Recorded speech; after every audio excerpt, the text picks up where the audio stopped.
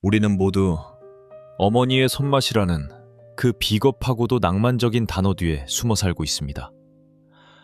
사람들은 부엌을 집안의 심장이라 부르고 그곳에서 피어오르는 된장찌개 김 속에서 가족의 평화와 안식을 찾곤 합니다. 하지만 인간 해부기의 차가운 메스는 그 위선적인 환상을 단호히 거부합니다. 당신에게 안식이었던 그 부엌은 사실 당신의 어머니에게는 매일 자신의 생명을 조금씩 도축하여 바치던 처절한 도축장이었습니다. 70년대 그 시린 세월 속에서 부엌은 한 여자의 꿈과 건강, 그리고 나라는 인간의 정체성이 매일 아침 연기처럼 증발하던 실종의 공간이었습니다. 우리는 오늘 당신이 그토록 당연하게 받아먹었던 그 따뜻한 밥상 뒤에 감춰진 비릿한 진실을 해부하려 합니다. 그 밥알 하나하나에 섞인 어머니의 눈물과 국물 속에 녹아든 어머니의 연골과 당신이 뜯었던 고기 반찬 대신 어머니가 홀로 씹어야 했던 그 비참한 생선뼈의 기록을 말합니다. 당신은 축복받은 자식이었습니까? 아니면 부모의 젊음을 먹고 자란 위대한 포식자였습니까? 이제 그 성스러운 도축의 현장으로 깊숙이 들어갑니다. 70년대의 겨울 아침은 세상에서 가장 잔인한 알람으로 시작되었습니다. 온 동네가 검은 정적에 잠겨있고 당신이 따뜻한 소미불 속에서 부모의 사랑을 권리처럼 누리며 단잠을 잘 때 어머니는 이미 그 시린 냉기 속으로 자신을 던졌습니다. 어머니의 첫 번째 일과는 마당 구석의 차가운 펌프 앞에 서는 것이었습니다. 쇠붙이보다 더 차가운 펌프 손잡이를 잡을 때마다 어머니의 손바닥에는 얼음 같은 통증이 대모처럼 박혔습니다. 끼익 끼익 거리는 그 기분 나쁜 쇳소리는 한 여자의 고달픈 하루를 알리는 장송곡과도 같았습니다. 펌프질 몇 번에 쏟아져 나오는 지하수는 물이 아니라 칼날이었습니다. 그 얼음물에 손을 담가 쌀을 씻고 채소를 다듬을 때 어머니의 마디마디 굵어진 관절은 소리 없는 비명을 질렀습니다. 지금처럼 수도꼭지만 돌리면 온수가 쏟아지는 세상에서는 상상조차 할 수 없는 형벌이었습니다. 빨갛게 부어오르다 못해 보랏빛으로 변해버린 어머니의 손등, 겨울만 되면 쩍쩍 갈라져 피가 배어나오던 그 거친 손가락은 그 혹독한 세월이 남긴 흉터였습니다. 당신은 그 흉터투성이 손으로 지어준 밥을 먹으며 키가 컸고 살이 붙었습니다. 당신의 성장은 어머니의 관절이 닳아 없어진 만큼의 결과물일 뿐입니다. 당신은 그 손을 잡으며 고맙다고 말한 적이 있습니까? 아니면 그저 반찬이 짜다고 투정이나 부리던 잔인한 포식자였습니까? 부엌의 공기는 늘 매캐하고 비릿했습니다. 70년대 가난한 집안을 데워주던 유일한 온기, 연탄. 그것은 누군가에게는 따스한 아랫목을 선물했지만 부엌을 지키는 여자에게는 생명을 갉아먹는 소리 없는 살인자였습니다. 구멍난 연탄불을 갈 때마다 뿜어져 나오던 그 텁텁한 일산화탄소. 어머니는 그 가스를 매일 폐부 깊숙이 들이마셔야 했습니다. 제대로 된 환풍기 하나 없던 그 좁고 어두운 부엌댁이라는 감옥 안에서 어머니는 어지러움을 참고 국을 끓이고 밥을 안쳤습니다. 당신이 학교에서 산소의 소중함을 머리로 배울 때 당신의 어머니는 일산화탄소에 중독되어 서서히 뇌세포가 파괴되는 현장을 온몸으로 버텨내고 있었습니다. 어느 날 아침 유독 머리가 무겁다며 이마를 짚던 어머니의 모습, 혹은 동치미 국물을 들이켜며 간신히 정신을 차리던 그 뒷모습을 기억하십니까? 그것은 단순한 과로가 아니었습니다. 자식들의 방에 온기를 불어넣기 위해 당신의 어머니가 자신의 폐와 뇌를 조금씩 땔감으로 내어준 흔적이었습니다. 당신이 누린 그 아늑한 온기는 사실 어머니의 수명을 조금씩 갉아먹으며 피워낸 비정한 생존의 불꽃이었습니다. 당신은 그 온기 속에서 미래를 꿈꿨지만 어머니의 미래는 그 연탄가스 속에서 매일 조금씩 재가 되어 흩어지고 있었습니다. 관찰자의 눈에 비친 70년대의 부엌은 결코 부드러운 공간이 아니었습니다. 그것은 거칠고 단단한 돌덩이 같은 현실이었습니다. 어머니의 앞치마는 세련된 주방 소품이 아니라 쏟아지는 가난과 고통을 온몸으로 막아내던 낡고 해진 방패였습니다. 당신이 학교에서 돌아와 배고프다고 투정을 부릴 때 어머니는 이미 부엌이라는 전쟁터에서 수천 번의 칼질과 수만 번의 국자질로 만신이 버티고 있었습니다. 그 도마 소리를 기억하십니까? 탁, 탁, 탁. 규칙적인 그 소리는 음식을 만드는 소리가 아니라 어머니의 시간을 한 조각씩 썰어내는 소리였습니다. 어머니는 도마 위에 물을 올리고 자신의 청춘을 함께 썰었습니다. 냄비 속에 배추를 넣고 자신의 꿈을 함께 끓였습니다. 당신의 밥상은 그렇게 한 여자의 일생이 고도로 농축된 결과물이었습니다. 하지만 당신은 그 사실을 몰랐었습니다. 아니, 알려고 하지 않았습니다. 그저 눈앞에 놓인 따뜻한 밥 한 그릇이 우주에서 가장 당연한 선물인 줄로만 알았습니다. 이제 그 당연함의 껍질을 메스로 가릅니다. 그 속에서 흘러나오는 것은 향기로운 국물 냄새가 아닙니다. 그것은 70년대의 습한 습기와 찌든 기름때와 어머니의 마른 기침 소리가 뒤섞인 비릿한 진실의 냄새입니다. 어머니는 왜 부엌 바닥에 쪼그려 앉아 식사를 하셨을까요? 왜 자식들이 다 먹고 남은 냄비 바닥에 누룽지를 긁으며 허기를 달래셨을까요? 그것은 단순히 절약 정신이 아니었습니다. 그것은 자신을 가장 낮은 곳에 둠으로써 자식이라는 성체를 조금이라도 더 높게 쌓아 올리려 했던 비정한 건축의 원리였습니다. 당신이라는 건물은 그렇게 세워졌습니다. 어머니의 연고를 주춧돌로 삼고 어머니의 수명을 석가래로 삼아 지금의 당신이 존재하는 것입니다. 당신은 그 건물의 주인입니까? 아니면 그 건물을 짓기 위해 희생된 건축가에 대해 아무것도 모르는 무심한 거주자입니까? 그 시절 어머니의 손에는 늘 물기가 가실 날이 없었습니다. 비누 향기가 아니라 비릿한 생선 냄새와 알싸한 마늘 냄새가 어머니의 지문 사이에 깊게 박혀 있었습니다. 당신이 친구들과 손을 잡을 때 혹은 연인의 손을 만지며 설렐 때 당신의 어머니는 부엌 한 구석에서 행주로 거친 손마디를 문지르고 있었습니다. 그 손은 한때 누군가의 부드러운 연인이었을 손이고 누군가의 자랑스러운 딸이었을 손입니다. 하지만 부엌대기라는 낙인이 찍히는 순간 그 손은 오직 자식의 밥그릇을 채우기 위한 도구로 전락했습니다. 어머니가 밥을 지을 때 소뚜껑 위로 뿜어져 나오던 그 뜨거운 수증기. 당신은 그것이 그저 밥이 다 되었다는 신호인 줄 알았죠. 하지만 그 수증기는 어머니의 얼굴을 수천 번도 더 데치고 지나갔습니다. 어머니의 눈가는 그 뜨거운 증기에 짓물러졌고 피부는 생기를 잃어갔습니다. 당신이 매끄러운 피부를 자랑하며 청춘을 만끽할 때 어머니의 얼굴은 부엌의 증기에 녹아내려 형체를 알 수 없는 희생의 가면으로 변해갔습니다. 우리는 이 모든 과정을 사랑이라 부르며 찬양합니다. 하지만 인간 해부기는 묻습니다. 이것이 정말 아름다운 사랑입니까? 아니면 한 생명을 다른 생명을 위해 철저히 파괴하고 소모하는 우주의 비정한 법칙일 뿐입니까? 당신은 그 법칙의 수혜자로서 지금 이 자리에 서 있습니다. 어머니가 흘린 땀방울이 당신의 혈관을 흐르는 피가 되었고 어머니가 마신 연탄가스가 당신이 내뱉는 한가로운 숨결이 되었습니다. 당신은 이 거대한 채무를 어떻게 감당하려 합니까? 이제 우리는 부엌의 물리적인 고통을 넘어 그 현장에서 일어났던 영혼의 소멸을 들여다보려 합니다. 이어지는 서사에서는 도마 위에 연금술이라 불렸던 어머니의 필사적인 요리와 그 속에서 지워져간 어머니의 진짜 이름들에 대해 더 깊고 날카로운 메스를 들이대겠습니다. 당신이 씹어 삼켰던 그 생선 토막에 담긴 비릿한 진실의 실체는 무엇일까요?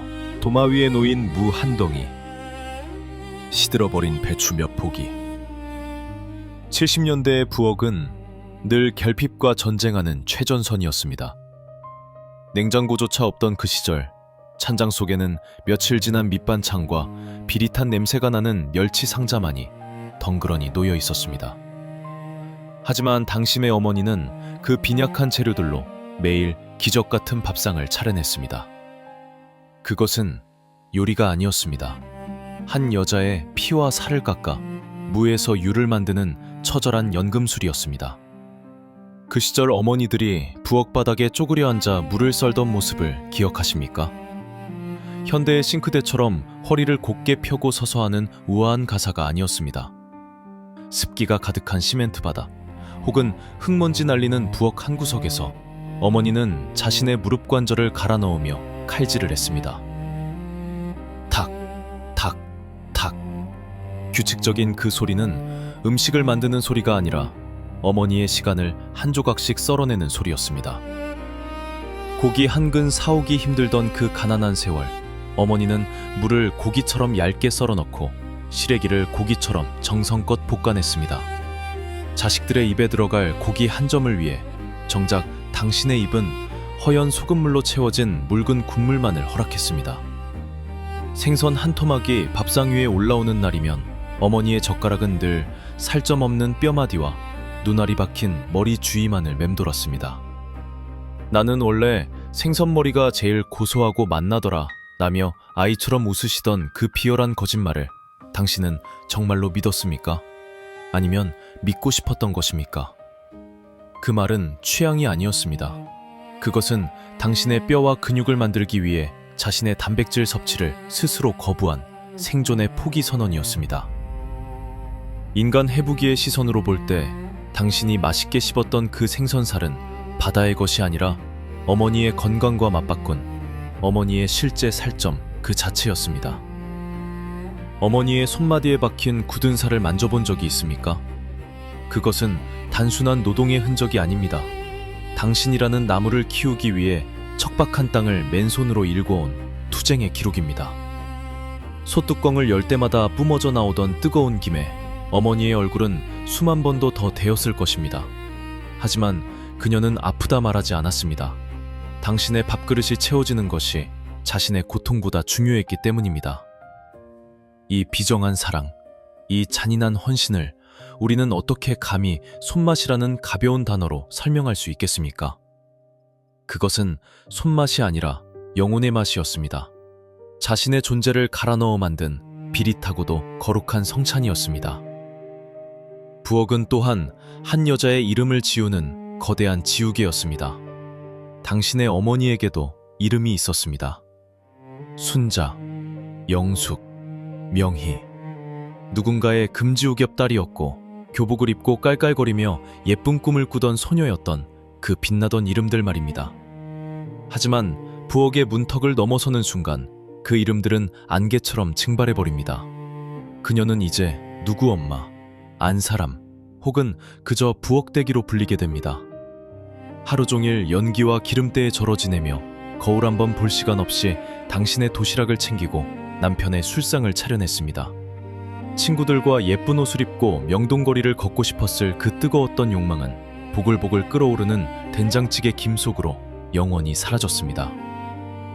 당신은 어머니의 앞치마에 묻은 시커먼 얼룩을 보며 지저분하다고 생각했습니까? 아니면 훈장이라고 생각했습니까? 그 얼룩은 한 여자가 자신의 자아를 포기하고 오직 가족의 생존이라는 명분 아래 치열하게 싸웠던 혈흔과도 같은 기록입니다. 부엌은 그녀의 왕국이 아니었습니다. 그녀의 인생이 매일 조금씩 도축되어 당신의 밥상 위에 올라가던 거룩한 처형장이었습니다. 당신은 그 처형장에서 나온 고기를 먹으며 자라난 방관자이자 공범입니다. 70년대 부엌은 인간의 공학을 고려하지 않았습니다. 좁은 공간에서 하루 수천 번씩 굽히고 펴야 했던 무릎의 고통이었습니다. 70년대 부엌은 인간의 공학을 고려하지 않았습니다. 오직 여자의 노동력을 착취하기 위해 설계된 공간이었죠. 어머니의 무릎 연골이 닳아 없어질 때마다 당신은 학교에 갈 새 신발을 얻었습니다. 어머니의 척추가 휘어질 때마다 당신은 더 넓은 세상으로 나갈 지식을 얻었습니다. 당신이 누린 모든 교육과 기회는 사실 어머니의 신체 일부를 시장에 내다 팔아 얻은 환전된 가치였습니다. 어머니가 밥을 안 칠 때 넣던 쌀 씻은 물, 그 뿌연 뜨물 속에 섞여 있던 것이 그저 쌀겨의 가루였을까요? 관찰자는 그 속에서 어머니가 삼켜야 했던 서러운 눈물을 봅니다. 남편의 무관심, 자식의 투정, 시어머니의 서슬퍼런 시집살이, 그 모든 울분을 어머니는 부엌의 습기 속에 녹여냈습니다. 아무도 보지 않는 부엌 안에서 어머니는 행주로 눈물을 닦으며 다시 국자를 들었습니다. 당신이 식탁에서 엄마를 부를 때 그녀는 아무 일 없었다는 듯 환한 얼굴로 밥상을 들고 나왔습니다. 당신은 그 미소가 진짜라고 믿었습니까? 그 미소는 당신의 식욕을 돋우기 위해 어머니가 자신의 슬픔을 도축하여 만든 정교한 가면이었습니다. 이제 당신의 주방은 세련된 인테리어와 최첨단 가전제품이 가득한 공간이 되었습니다. 손가락 하나만 까딱하면 따뜻한 물이 나오고 버튼 하나면 밥이 지어집니다. 더 이상 연탄가스를 마실 일도 펌프질에 관절이 나갈 일도 없습니다. 하지만 역설적이게도 이 깨끗한 주방에서 우리는 더 이상 부엌의 거룩함을 느끼지 못합니다. 그것은 현대의 주방이 서비스의 공간이 된 반면 70년대 어머니의 부엌은 희생과 순교의 공간이었기 때문입니다. 우리는 너무나 쉽게 밥을 먹고 너무나 쉽게 음식을 버립니다. 그 밥 한 그릇에 담긴 부모의 수명과 관절의 무게를 완전히 잊어버린 채 말입니다. 당신이 지금 누리는 안락함은 사실 70년대 그 시린 부엌에서 시작된 거대한 채무의 결과물입니다. 어머니가 자신의 젊음을 도축하여 당신이라는 결과물을 만들어냈기에 지금의 당신이 존재하는 것입니다. 당신은 그 빚을 갚았습니까? 아니면 여전히 부모의 희생을 당연한 권리라 생각하며 살아가고 있습니까? 아니, 어쩌면 그 빚은 평생 갚을 수 없는 성질의 것인지도 모릅니다. 우리가 먹은 것은 밥이 아니라 부모의 일생 그 자체였으니까요. 어느 날 문득 식탁 너머로 보이는 어머니의 뒷모습을 본 적이 있습니까? 예전보다 훨씬 작아진 어깨와 굽어버린 등, 그리고 힘없이 젓가락질을 하는 그 마른 손. 그것은 세월이 흐른 탓이 아닙니다. 당신이라는 건물을 짓기 위해 자신의 몸을 자재로 써버린 건축가의 초라한 퇴장입니다. 당신은 이제야 그 뒷모습을 보며 눈물을 흘리지만 그 눈물마저도 어머니의 희생에 비하면 너무나 가볍고 값싼 것입니다. 당신이 흘리는 그 눈물조차 어머니가 당신에게 물려준 그 건강한 몸에서 나오는 것이니까요. 우리는 끝까지 어머니를 소모하고 갉아먹는 채무자로 남을 수밖에 없는 비정한 운명인 것입니다. 인간 해부기 제2장의 결론은 잔인할 만큼 명확합니다. 부엌은 따뜻한 곳이 아니라 비정한 곳이었습니다. 어머니는 요리사가 아니라 자식을 위해 매일 자신을 제물로 바쳤던 이름 없는 순교자였습니다. 당신이 어린 시절 먹었던 그 밥상은 단순한 영양소의 집합체가 아니었습니다. 그것은 어머니의 주름과 어머니의 굽은 등과 어머니의 사라진 꿈과 어머니의 달아버린 관절을 한데 모아 차려낸 비릿하고도 거룩한 성찬이었습니다. 우리는 모두 그 살점을 떼어먹고 자란 생존자들입니다. 오늘 밤 당신의 식탁에서 그 희생의 향기를 다시 한번 느껴보십시오. 그리고 기억하십시오. 당신의 배부름 뒤에는 한 여자의 일생이 통째로 증발해버린 부엌이라는 재단이 있었음을 말입니다. 그 비정한 진실을 마주하는 것만이 우리가 그나마 인간으로 남을 수 있는 마지막 길입니다.